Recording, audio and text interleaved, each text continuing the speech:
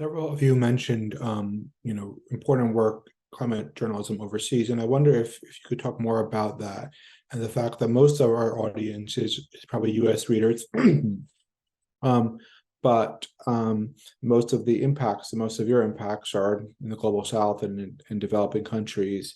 How do we bridge? How do we bridge that divide? How do we get our readers focused on impacts that will be most severe far away?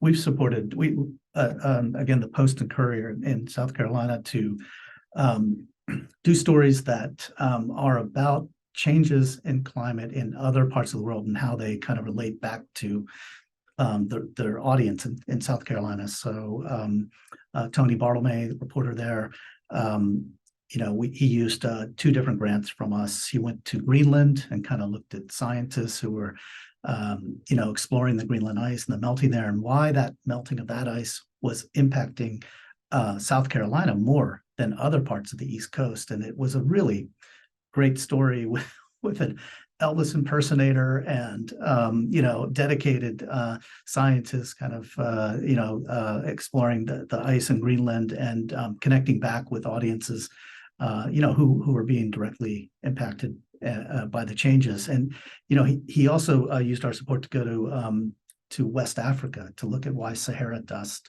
impacts the way hurricanes are developed. And in that story, he partnered with a local journalist, and going to what others here have said, the collaboration is key. He partnered with the local journalist, and then they did a story about a local West African scientist who's working with American scientists to really try to understand these dust patterns and why they impact our weather and hurricanes so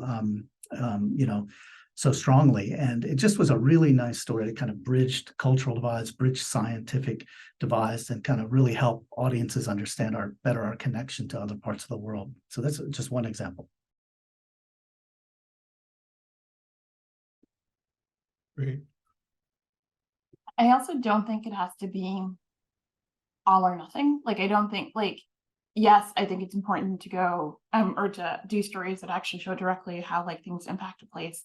But I went to Iceland and I did a story about how Iceland's fisheries were being impacted by climate change. But in that piece, I noted that in parts of sub-Saharan Africa, because the fish are moving poleward, that is causing migration. So it doesn't have to just be I'm going to this place and I'm going to tell you the intricacies of how it's impacting this area of the global South. It can be the other side too, which is that it should just sort of be inserted naturally as a part of your everyday reporting, and you should recognize the impacts of places other than the places that you call home. Yeah, I agree with Kendra there. I think you want to find a balance. I mean, you want to, in any story about anywhere, you want to try to make it relatable to as many people as possible, but not to the point where you feel like you're wedging stuff in. If you're doing a story about Bangladesh, it can be a story about Bangladesh, and those people and the issues there. And if it makes sense to try to relate some piece of what you have to, the US or somewhere else, then okay. But if not, just don't force it. We also find, you said, Zachary, that, our readers are in the US. For AP, that's really changing. I don't have, all the numbers in front of me, but our audience is, of course, is in the US, but also a lot of our customers and readers are overseas, and in different places, and we publish in different languages. So we really are trying to tell stories as broadly as possible for as many people as possible, and not just focused on the US. It's really, it's part of our obligation as journalists to bring what's happening in the rest of the world to people, across the United States and elsewhere. We do have kind of an extraordinary privilege that we are able to travel to these places.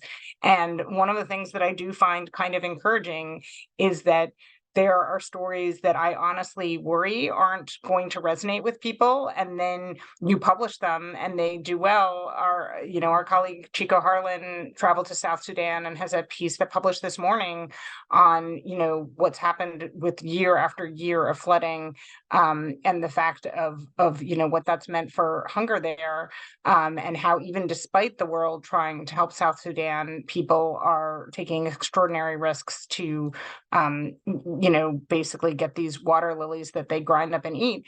And that story seems to be resonating today. And so that makes me feel like we can do that. And you also can help inform people, again, across the world, can read about these things and get an insight on what's happening on something that is truly global. There's no way to cover it unless you're really taking all of that and surfacing it as much as you can.